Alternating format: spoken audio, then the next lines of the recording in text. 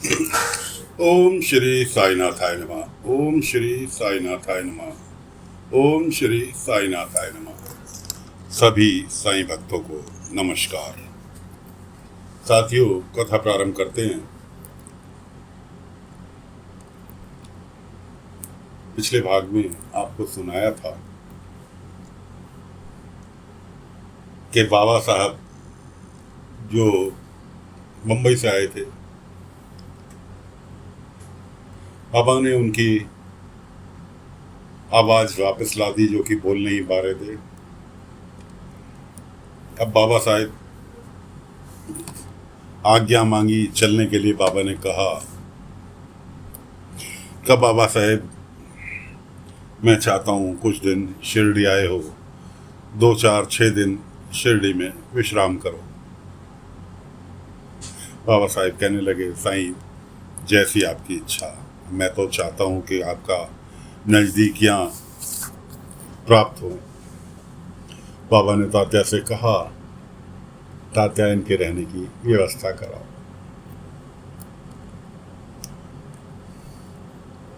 उनके रहने की व्यवस्था हो गई। तात्या कहने लगा, बाबा साहब, धर्मशाला में उनको टिकाया गया कि बाबा साहब आपके घर जैसी सुविधा तो नहीं है, लेकिन आपको तकलीफ भी किसी तरह की नहीं होगी।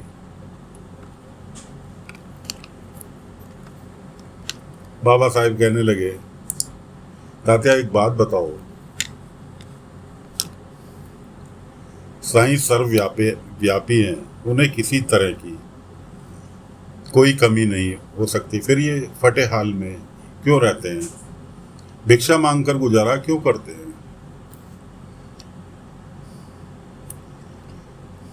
तात्या कहने लगा, बाबा साहब, हम सभी गांववासी साईं को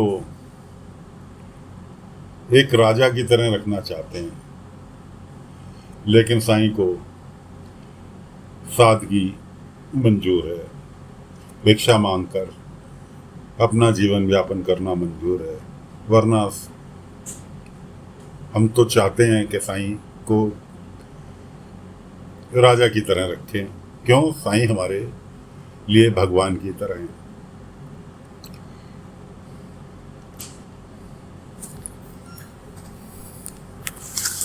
बाबा साहब कहने लगे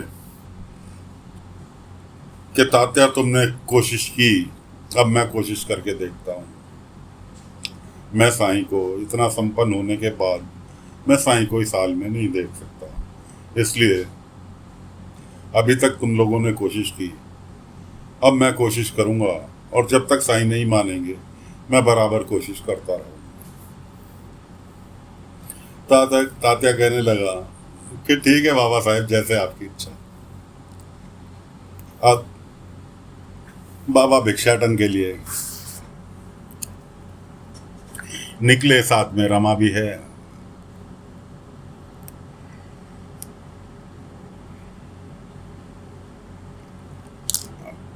घर घर बाबा को तो 5 घर जाना होता था भिक्षा के लिए।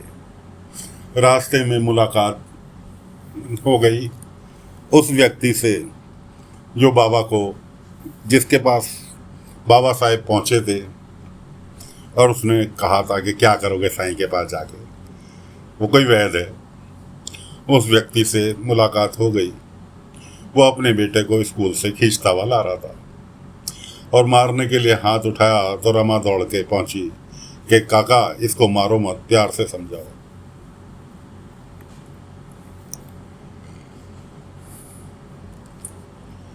वो कहने लगा, बेटा, तुम्हारी जैसी प्यारी बच्ची हो तो उसे प्यार से भी समझाया जाए, लेकिन ये समझने वाला शख्स नहीं है, इसलिए इसके ऊपर सख्ती से पेश आना पड़ता है।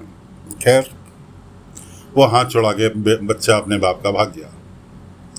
रमा फिर बाबा के साथ आ गई। बाबा से कहने लगी, साईं ऐसा क्यों लगता है कि यहाँ सब कुछ जाना पहचाना सा है? बाबा ने उसकी बात को सुनी अनसुनी करी, और उसके बाद वापस भिक्षाटन से लौट कर द्वारका माई आ गए। रात को खाना वाना खाया, बच्ची को सुला दिया। बाबा धूनी के पास बैठे थे बच्ची को। फिर कुछ सपना देखकर आंखें खुली। बाबा ने प्यार से उसे थपक कर अपनी गोद में सुलाया। अगले दिन सुबह बच्ची सो रही थी, क्योंकि रात को देर से सोई। चंपा, रंभा, तात्या, केशव, ये सभी लोग द्वारका माई में इकट्ठे थे कि तभी भीमा की पत्नी चेतन अपने बेटे को, चेतन को लेकर बाबा के पास आई कि साईं देखो, हमारी आपका दिया हुआ सब कुछ है, जो भी कुछ है हम थोड़े में गुजारा कर लेते हैं। अब ये जिद कर रहा है कि मुझे रेशमी कपड़े चाहिए। अब बताओ साईं, समझाओ ना। सुबह इसने अपने बाबा से भी उल्टा सीधा बोल दिया। खैर बाबा ने उसे, चेतन को समझाया काफ़ी। बच्चे तो सभी बाबा से हिले हुए थे, जितने भी बाबा के पास आते थे। उसकी समझ में भी आ गया। बाबा ने कहा, बच्ची के रमा के बारे में सभी ने पूछा, साईं ये अभी तक सो क्यों रही है? बाबा ने कहा कि रात को देर तक जागती रही थी, इसलिए सोने दो इसको। कोई आओ हम सब इधर बैठते हैं। एक तरफ आकर बैठ गए। बाबा ने कहा, एक कहानी सुनाता हूँ तुम्हें। सभी बाबा से कहानी सुनने के लिए तो हर कोई बैलित रहता था कि बाबा कब कुछ सुना दें। बाबा कहने लगे, 10-12 साल पुरानी बात है। एक गांव के छोटे से मंदिर में रात के वक्त एक शख्स छुपता छुपाता हाथ में टोकरी लिए, टोकरी में तुरंत की बच्ची मंदिर की सीढ़ियों पर रखकर चला गया।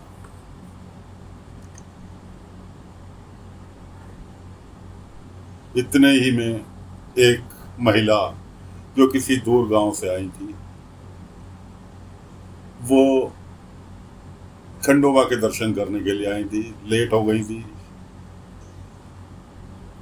खंडोबा जी से कहने लगी, खंडोबा जी शुक्र है आपके दर्शन हो गए, मैं राजी खुशी सुबह तक अपने गांव पहुंच जाऊंगी। इतने में बच्ची की रोने की आवाज़ आई। चारों तरफ देखा, किसकी बच्ची है, किसकी बच्ची है। खैर कहने लगी, खंडोबा जी आपका प्रसाद समझकर इसे साथ ले जा रही हूँ, अकेले तो मैं इसे छोड़ नहीं सकती। इस तरह से वो बच्ची को लेकर अपने साथ चली गई। बच्ची को साथ लेकर चली गई। उसका पालन पोषण अपनी बच्ची की तरह किया, यहाँ तक कि बच्ची 10-12 साल की हो गई। हुआ ये कि दोनों एक दूसरे के पूरक बन गए। वो उन्हें दादी कहने लगी, आजी कहने लगी, और वो उसे अपनी पोती समझ के पालने लगी। अचानक वो महिला बीमार पड़ी। इस दौरान उन्होंने बच्चे को कभी यह महसूस नहीं होने दिया कि उसके माता पिता कहाँ हैं, कैसे हैं। अब जब वो मरणासन स्थिति में पहुंची महिला, तो उन्होंने बच्ची को हकीकत बताई कि ऐसे से बेटा, मुझे तुम खंडोबा जी के शिरडी में गई थी दर्शन को, और खंडोबा जी के सीढ़ियों पर रखी हुई मिली थी और मैं तुम्हें ले आई। अब ये हो सकता है कि कोई चुरा कर तुम्हें वहाँ रख गया हो, या तुम्हारे माता पिता ने रख दिया हो। अब ये तो भगवान जाने। फिलहाल जहाँ तक मैं समझती हूँ कि शिरडी गांव से तुम्हारा कुछ ना कुछ नाता है। वो बच्ची अपनी आजी के मरणोपरांत शिरडी की ओर प्रस्थान किया कि काहे के लिए, अपने माता पिता को ढूंढने के लिए। और वो यही हर किसी से कहती है कि मुझे मेरी मंजिल मिल जाए, मुझे मेरा मकसद मिल जाए, मेरा मकसद पूरा हो जाए। मुझे मकसद लेकर आई है कि शिरडी उसके माता पिता मिल जाएं। इधर